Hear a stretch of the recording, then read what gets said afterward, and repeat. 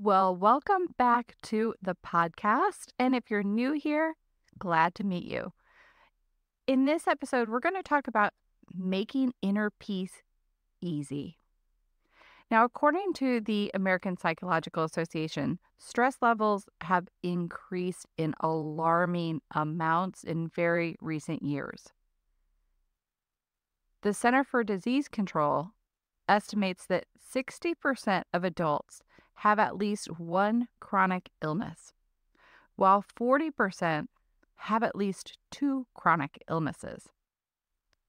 In today's fast-paced world, it's so easy to neglect our mental health and focus solely on the demands of daily life. I struggle with this too. However, taking care of our mental well-being it's so crucial for your overall health and happiness. So in this episode, we're going to explore the importance of mental health, define mental wellness, and we're going to discuss how physical and mental health are so interconnected. We're also going to dive into recognizing that mental health problems and the impact of past trauma, how it plays out on our mental state.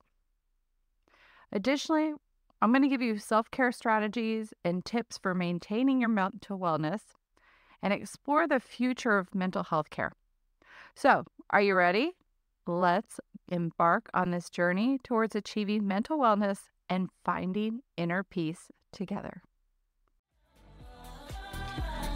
Welcome to the Soul Signs Podcast.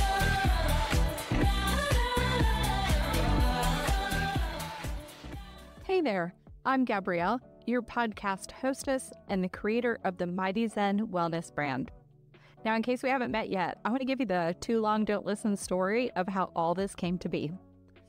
Now, I've experienced one too many traumatic events in my life. And for decades, I've battled awful feelings emotionally and physically surrounding all of it, to the point of becoming, air quote, frozen. Yes, that was a doctor's diagnosis. It all was literally weighing me down and locking me up. And I was living in severe. The instant that I started to make my time for Zen, I was able to begin working on nurturing my mental-physical connection. And MytiZen was born out of a frustration and a desire for high-quality wellness products that help heal the effects of stress, trauma, triggers, and chronic pain, as well as empowering oneself with ways to soothe their mind and body in the sanctuary of their own home. I believe wellness and healing from trauma should be a soulful experience, and that as women, the only thing we should be choosing to wing is our eyeliner, not our lives. And that's where Soul Signs comes in. This is a podcast about how those little soulful hints can do wonders for your well-being, leading you, too, on a journey of rewriting your stories of adversity into narratives of strength.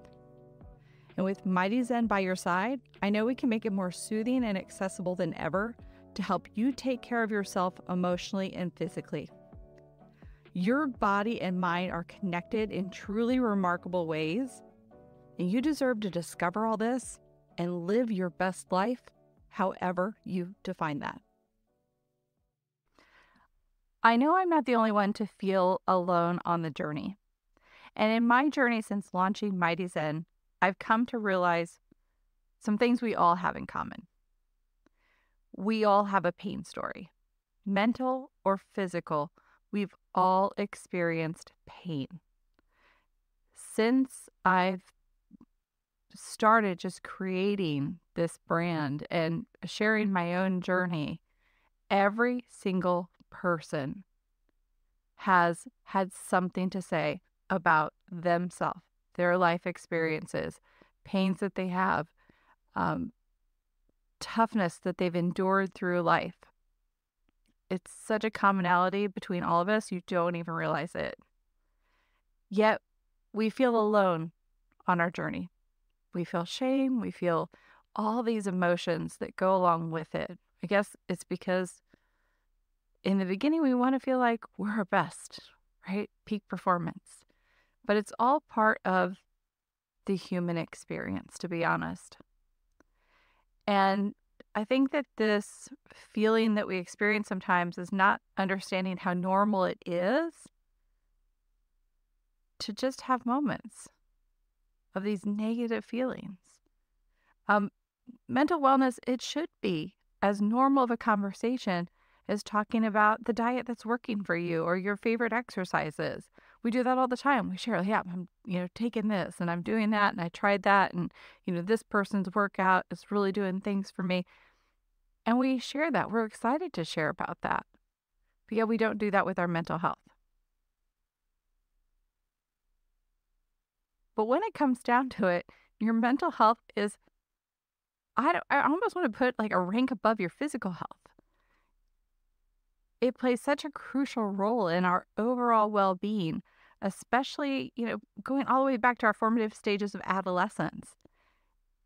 It affects how we think, we feel, and how we act in our daily lives, as well as our ability to cope with stress and make decisions and, how we interact in our relationships. Good mental health, it enhances our overall well-being and quality of life and allows us to enjoy life and also, dun, dun, dun, be able to handle life's challenges. On the other hand, poor mental health has grave consequences for our physical health, and it can contribute to the development of chronic conditions, especially as it builds and manifests on one another up in adulthood. Research has shown that mental disorders such as depression and anxiety can have such an impact on physical health. For example, individuals with depression are more likely to experience chronic pain, heart disease, and other physical health issues, including back pain and headaches. And I can tell you, as a girl who has battled depression, I call it high functioning depression, because for the most part, I can still get on and put on a good face. But I've had the chronic pain, the headaches, the back pain. Additionally, mental health conditions can worsen existing health conditions and make it more difficult to manage them effectively.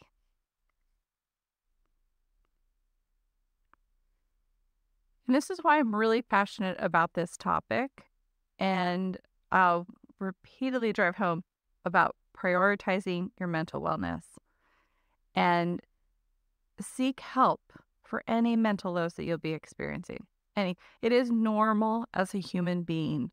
There are times when it is advanced to another level, but most of us, we experience these moments just as part of the human experience. Now, I do want to define mental wellness here and get us all on the same page.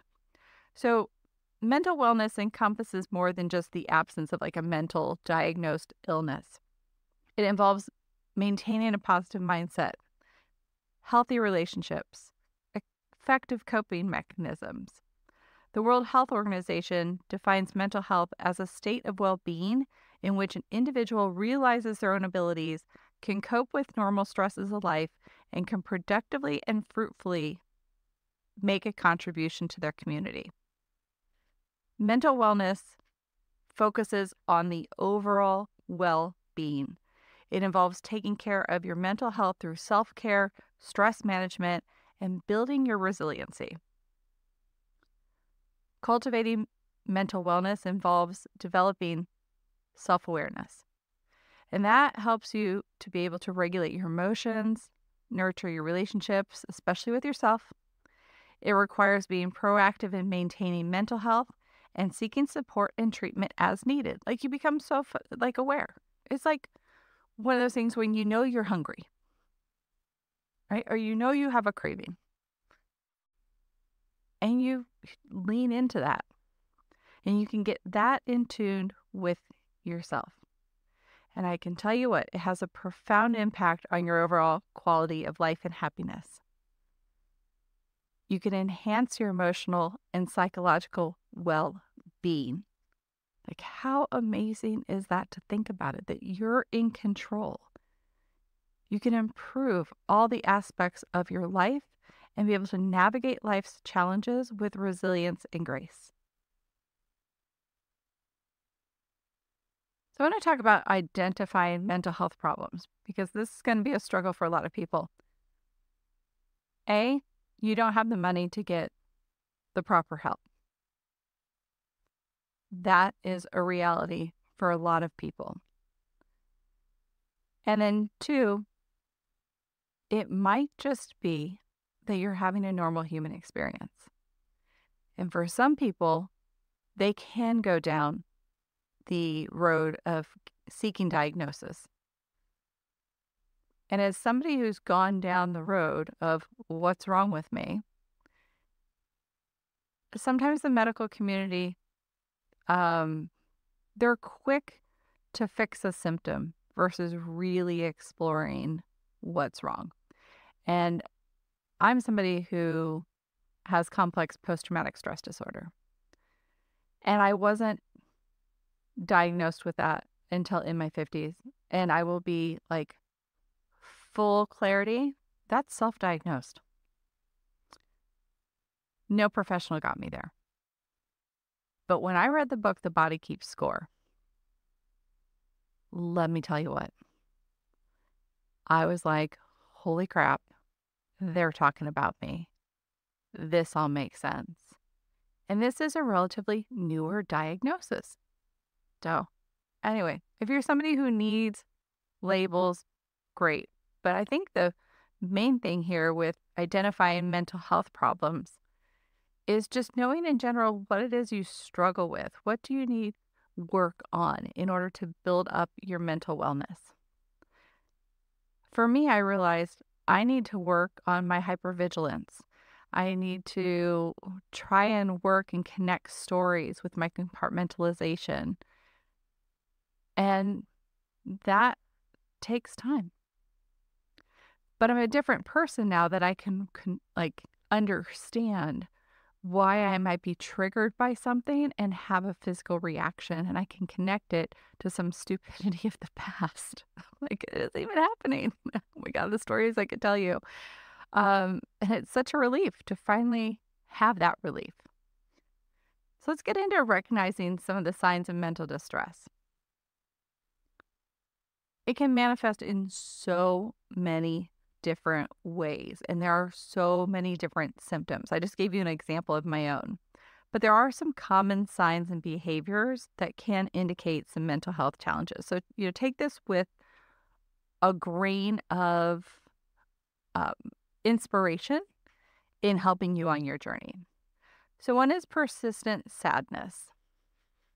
Maybe you have anxiety or your nerves feel on fire, you're low energy. Other signs can include changes in sleep patterns. Maybe you're somebody who can't sleep, you're awake, wide with thoughts. Maybe you're somebody who just wants to sleep too much. How's your appetite? How's your overall functioning? Any significant changes in mood, behavior, or social interactions? Are you withdrawn? Are you trying to compensate for something? Additionally, any kind of substance abuse, that may be a symptom of an underlying mental health challenge. It's important to remember that mental health challenges are common. We are humans having a human experience. And seeking help is a sign of strength, love for yourself, and providing yourself with that self-care that is just like going to the gym or eating right, taking a shower, brushing your teeth. By recognizing the signs of mental distress, we can just take the first step towards improving our mental wellness and finding the inspiration, the support, the healing, whatever that is, whether it comes through a podcast like this or a book that potentially transforms your life, or meeting a therapist who's just on point and is the right person to heal you.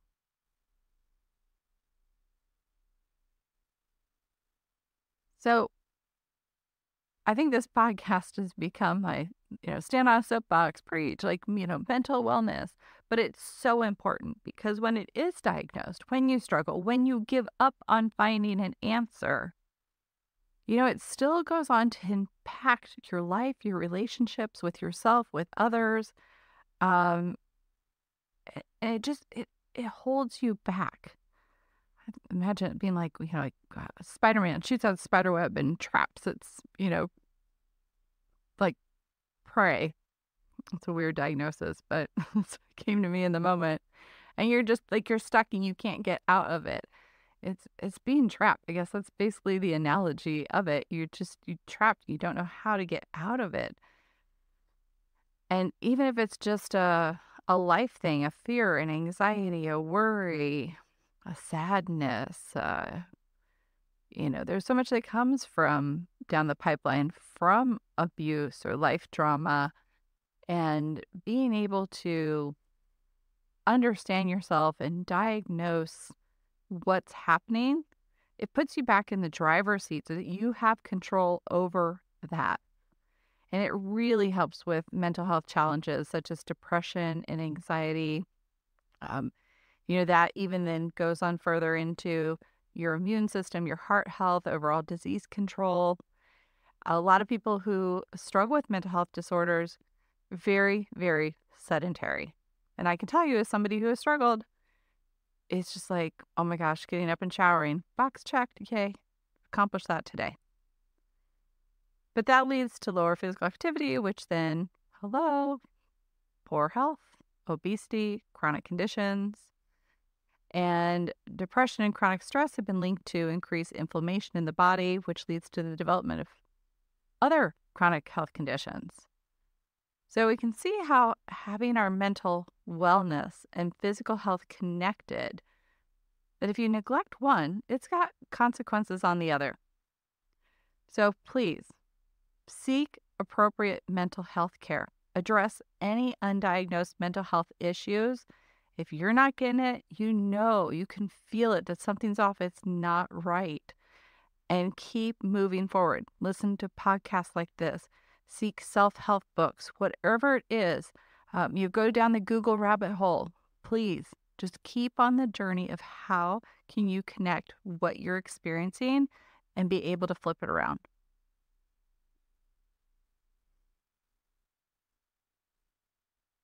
And here's one little suggestion, which might be hard. If you're in that phase where you don't want to get up, you don't want to be active, maybe just having some low impact movements, whether it's just a light walk, it's a self massage, it's laying in an infrared sauna blanket, hopping on a vibrational plate. Because if you've gone to the point where you've moved into obesity and you're depressed, it can be very hard, especially if you have inflammation, to start exercising full gas right away. It can actually have more, I think, consequences. So just take it light and easy, and then you start to feel better, like 1% at a time, right? Don't try to go to 70% or 100%. Because here's the thing. You might think you can't change your mental health, and for some diagnoses, you can't. I am not a licensed therapist. I am a girl who's been through it on the personal experience side and have developed things for self-soothing so that I can get to the light. I can feel good and I know how to handle and self-regulate. So with that said, I want to talk about addressing past trauma in order to improve your mental wellness. Healing past trauma from past trauma. I don't know if you ever completely heal from past trauma. I feel like there's an imprint there that's going to last forever, and you just need to know how it's like manifesting and popping up in your present day, and then have the coping mechanisms to identify that and regulate it and negate it. Like that's the reprogramming of the brain in my example. There's a lot of therapeutic interventions that you can do, and there's tools and support for your healing journey. There's so many options for you. The ultimate is creating a safe, self-compassionate, healthy coping environment and strategies. And when you can identify this, hopefully the people in your ecosphere are empathetic enough to be tender with you having this realization about yourself, Hopefully the people in your ecosphere aren't struggling with their own mental health, because that's something I think we really need to talk about, because a lot of times in mental health and wellness, we're talking about ourselves. But what about the people in our immediate circle? What are they struggling with? And maybe they can't show up for us in the way that we need. And that's something in itself to address, because you can be a emotion regulating champion, but if you're in the wrong environment, it's going to be really hard to heal. And building your resiliency is such a crucial aspect of healing past trauma and improving mental wellness, so that you can bounce back from, any kind of like trigger experiences. I don't even want to say like traumatic experiences in your in your present day. And I'm going to give you an example. So in my world, I was viscerally reacting to the strangest thing. I'm not going to share what it was, but there was something that I was just like, every time, like, oh my God, my whole body would get warm. My nerves would just pulsate and feel like they're on fire and feel like I couldn't breathe. And it was just weird. I'm like, why am I having this why can't I say the word? Visceral reaction to this thing, this whatever. And one day it dawned on me that it was connected to the emotional feeling of not being in control, not being seen, not being heard, not feeling loved, respected. Like, let's just rattle down the emotions that came with this stupid thing that was going on in my life that I was having. I knew I'm safe. I'm not in an abusive environment, but I was having this like intense reaction. And once I could connect it to that, I was like, oh, here's the real problem. Here's why I'm shutting down, why I'm being difficult, why I'm angry, why I'm depressed, because of these things. And when you can have these type of self-regulation epiphanies, like, I don't even know if they can go there in therapy. I do, because it's such an in-the-moment kind of thing. And I've created journals around this because it's to help and document. Especially if you have complex post-traumatic disorder, some things are instantly compartmentalized. And it's like, well, I'd like to share that story with you, but dang, I forget all the details. So to be able to document it and then take it to therapy and be like, okay, here's what happened. Here's the connections I'm making. Like, let's go. I think healing from past trauma, and I've had multiple in my life, and a variety of different. I'm not saying that to be braggadocious. I just can see it from a lot of different angles. And healing from past trauma, it's such a unique and individual process. And every single one of you, your journey will look different. And so, again, I can't encourage you enough to seek help and support in whatever avenues you need to explore. It's just as if you were trying to diagnose a condition, like you're having a pain somewhere and you want to know what the cause is. And so we normalize going to the regular doctor. And so I just want to be able to normalize the mental health process of going and seeking help, saying, hey, listen, I'm in this funk and I need to get out of it. I need to understand where this is coming from. That's healthy, guys. That's healthy. Because when we can make these connections, that is when we can work towards improving our mental wellness and find peace within ourselves. And this is why self-care is so important.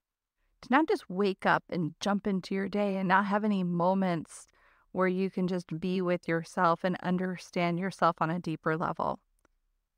Self-care is such a fundamental aspect for maintaining mental and physical wellness and finding inner peace. It involves deliberately taking time for yourself and engaging in activities that nourish and replenish your physical, mental, and emotional well-being, and on a deep level. Practicing self-care helps us reduce stress. And if you've been listening to this podcast, I've said it before that you cannot heal from a heightened state. Like when I was giving you that description where I was having these visceral reactions, in that moment, I cannot heal. I need to go process, I need to go understand. And then once I've been able to calm down my mind and body, which I hop in my infrared sauna blanket, put on a meditation. That is the most tranquil place that I can get into to immediately calm myself down. And that helps reduce stress. That helps me cultivate self-compassion with myself. And that has been instrumental in improving my mental awareness and wellness. With that said, let's talk about developing self-care plans. When we talk about self-care, and I'm going to use the example of just trying to find images for this blog post. If I put into my image search self-care, it's a lot of like putting lotion on your body or some essential oils or whatever, and not knocking those things at all. But to me, self-care is at a soul level. So how did I get there? Nothing like, these extra layers, that's a better analogy, that add to it. But being able to have, I guess, better description might be soul care than self-care. It allows you to prioritize your mental wellness, to take that space just to be. And for me, it's the infrared sauna blanket. Hands down, it is popping in my infrared sauna blanket. That is just absolutely transcendent for me. I've listened to meditations while I'm in there. Have the sound bath music going, so it's operating on the right frequencies. And I'm not a woo-woo kind of gal, but this stuff works. And when I get done, I use my self-massage tools and then give my body that thank you start to the day. And so there's that mind-body connection right from the get-go. And there's a lot of epiphanies that come in that time frame of my day. It's a beautiful thing. And maybe for you, your self-care, it's, meditation. Maybe it's going for a light walk. Maybe it's getting out in nature, but hobbies that bring you joy and fulfillment. But I want you to also think about what can just kind of put you in a de-stress state. I think that's the best lens to look through it at. What allows your mind and body to instantly calm out? Because that's at the level where you can heal. And by regularly practicing this soul care, you empower yourself to better manage stress and find balance and harmony in your life. And that, my friend, is amazing mental wellness. Now, after coming up with your self-care plan, there are some physical self-care tips. Regular physical activity, it nourishes your body, and also nutritious foods. Can't say it enough, but sometimes our foods are actually getting in the way. And so be experimental with what you're eating. And, if you're possibly reacting to something, if you have inflammation, there's so many things to explore, isn't it? It's kind of overwhelming, but just take it one step at a time. Because different diets, our bodies are so complex, and we're all so different. So one diet may work for somebody else, another diet, it may not. But it does affect your overall well-being without a doubt. So by doing this, by taking care of your physical health, you're going to give your body the nutrients it needs to support your mental wellness and do its job. When it comes to mental self-care tips, soul care is crucial. to finding inner peace. So again, activities that promote mental clarity, emotional balance, and cognitive stimulation will allow you to make some of these mind-body connections that will enhance your mental wellness. Engaging in these activities, if you want to get sciencey on it, it stimulates dopamine and serotonin releases, and that enhances your mental care. Some emotional self-care tips involves nurturing and addressing your emotional well-being. Don't sweep it under the rug, my friends. Take care of your emotional needs and engage in activities that promote self-compassion, self-expression, and emotional resilience. And I have here about building and maintaining close relationships and seeking support from loved ones. Maybe it's not your right people. Okay, make sure if you're doing that, it's the right people. Because sometimes we have people in our lives that we love and they probably have all the best intentions for us, but they're not the best people for us to go talk to. Like, they can't give us what we need in order to heal. So find your tribe and nurture your emotional self-care. You will be amazed at the self-awareness and enlightenment that you have and how that allows you to have healthier relationships and find greater emotional balance and inner peace.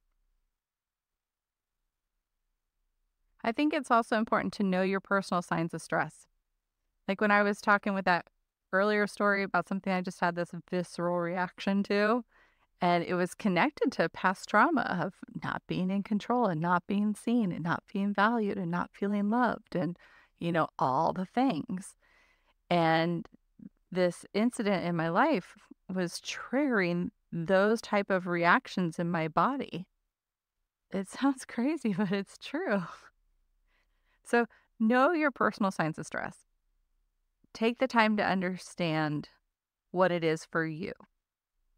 And check in with yourself regularly so that you can regulate it. You are in control for the most part. There are some people with mental health conditions where they're not. So I'm not negating this. This is more to the people that have ups and downs and, light depression, light anxiety, those kinds of things where you can have more control. Or you can bring some of these things to the table with your therapist. Because if it all becomes overwhelming or unmanageable, seeking professional help from our medical doctors or psychiatrist is a very, very perfectly normal step to take in prioritizing your wellness. And I also want to say, don't feel uncomfortable if your doctor isn't mentioning anything about what's the state of your mental wellness. My doctors never did. Never did. They were trying to treat a symptom. No one ever said, what's going on with you? Have you experienced past trauma? Because on the outside, I look fine. Do my makeup, do my hair. I'm a decent looking girl. And no one thought, maybe this girl's been through a lot of shit in her life and she's really struggling on the inside. And I'm just thinking, just stressed out. I don't know why I'm like, Anyway, it's all unique for every single one of us. And it's why I do the work that I do today. I'm just so passionate about helping people be able to live their best lives. So know that you are not alone in this journey. If there's anything you take away from this whole entire podcast episode, know you're not alone. I think every single person struggles with something physically or mentally. As I said earlier in my experience, as I was traveling around and talking with people about the MytiZen brand, and everybody was like, oh my gosh, let me tell you, like it was unbelievable. And also so much gratitude for people pouring out their stories to me. I felt honored that people felt comfortable enough to talk with me about that. And you're not alone. It's okay to not feel okay all the time. It just means it's something needs to be addressed. I feel like it's your soul's way of saying, hey, this is what I need. And if we lean to that and then we can love on that, then what's left might be more of a serious issue. So many people struggle in silence. And so to me, the importance of being able to talk about mental health cannot be overstated, because it's through conversation and self-expression that we begin to unravel the complexities of our inner landscape. And then we can find the understanding to our operating manual and be able to have just better in our life on every level. All right, my friends, that's that. Hopefully I've inspired you to embark on your wellness journey towards mental health. Remember, mental wellness, it's definitely not a destination. It is an ongoing process. I frequently use the gym analogy. If you've been going to the gym and you're working out and then all of a sudden you stop, guess what? All the results stop too. If you've been eating a very healthy diet and then you stop, you fall off the rails, you got to get back on track again. And this is kind of the same.